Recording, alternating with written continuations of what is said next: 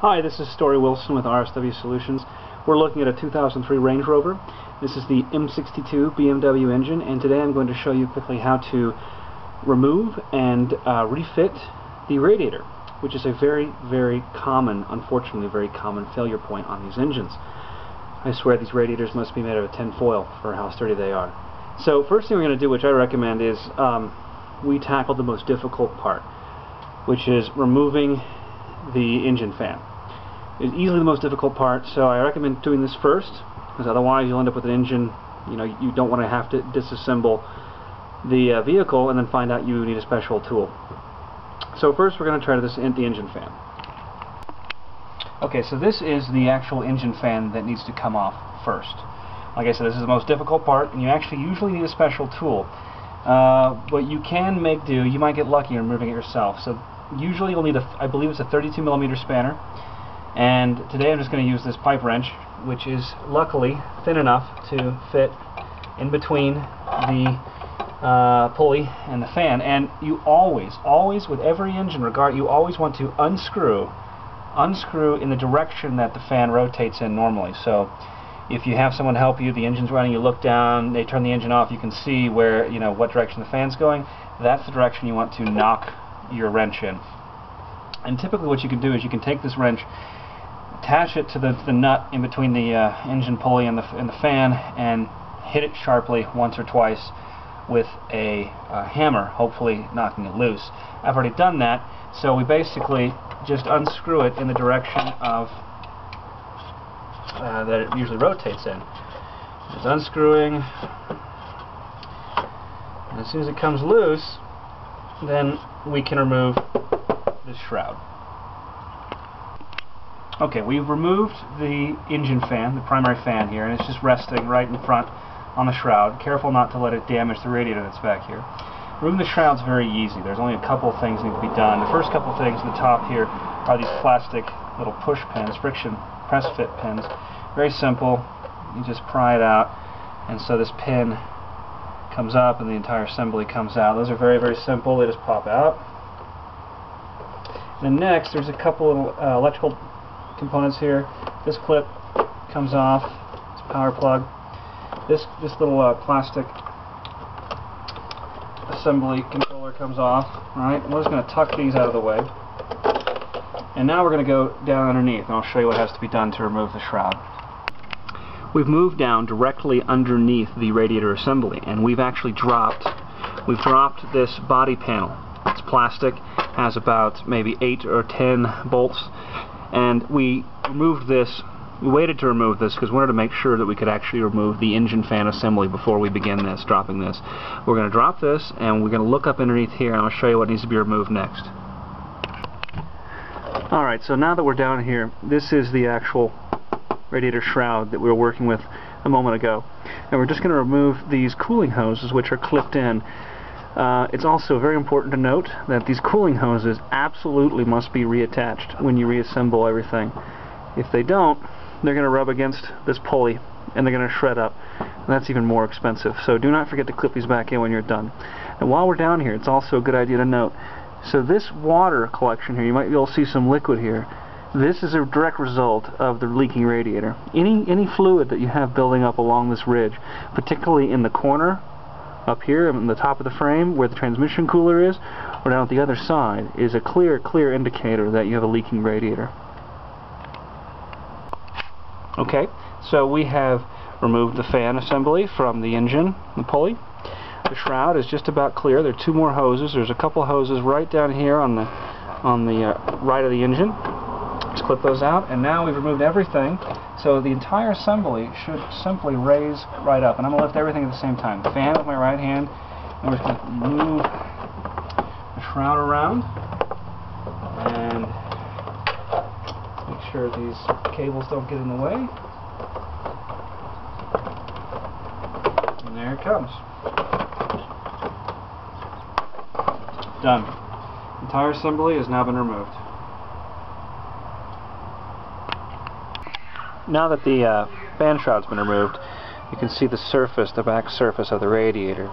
Now typically most leaks will occur along this seam here, and if you can see in the video, we actually have a little fluid spotting here, and where it's wet.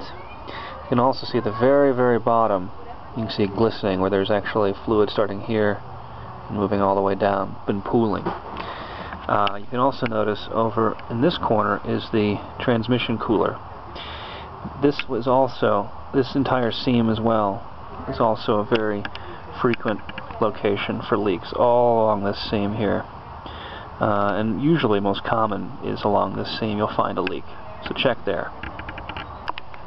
Again, looking down the back surface of the radiator, we're going to now look at the transmission cooler, which is this assembly here.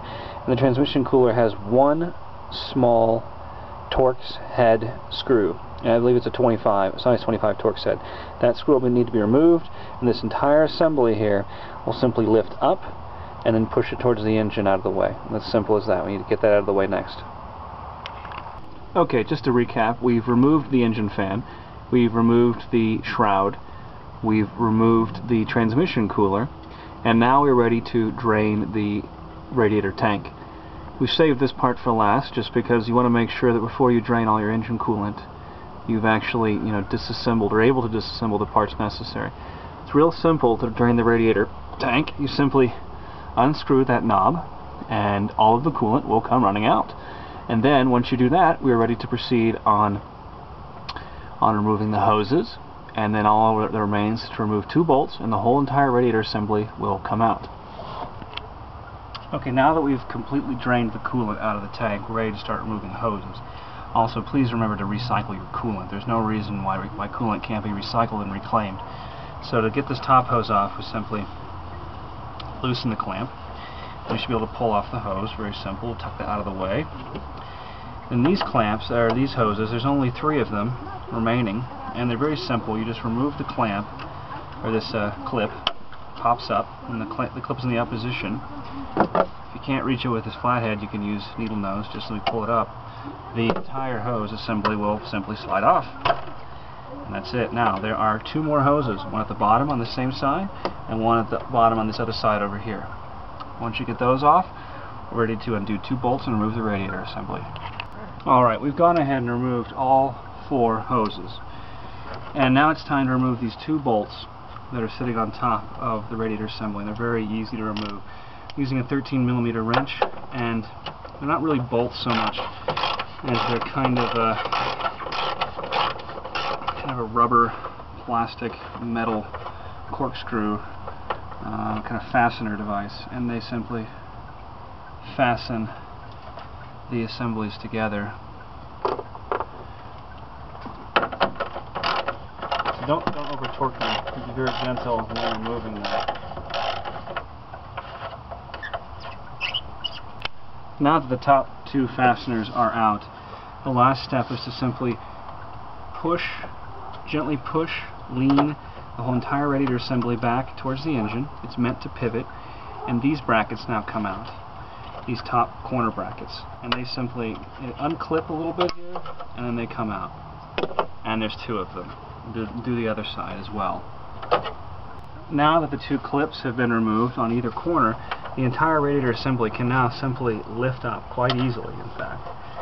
So let's tilt it forward a little bit, give it a little wiggle. I'm going to grab one of the hose openings, and here we go. Be gentle when you slide it out. Careful with the front surface, you don't want to scrape it. Entire assembly is out. Done.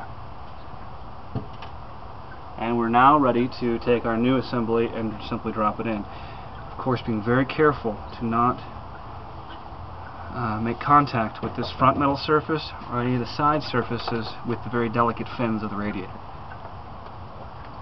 Alright, so that's pretty much it. In order to put the new radiator back in, you just reverse the procedure. Drop the radiator in, be very careful of your surfaces, don't damage the radiator. Reconnect the hoses, reconnect the transmission cooler, drop in the shroud, reconnect all of these loose hoses that clip into the shroud. Especially, do not forget the hoses on the bottom of the fan shroud that clip in. If you forget those, they'll rub against the pulleys and break. And reattach the engine fan, and that's it. Take your time, And remember that if you just drain the radiator, you're going to need about 7 liters of fluid, of coolant, to fill that back up. The engine block holds about 7 liters, and the radiator tank holds about 7 liters or so. And that's it. Take your time, recycle your coolant, and be careful.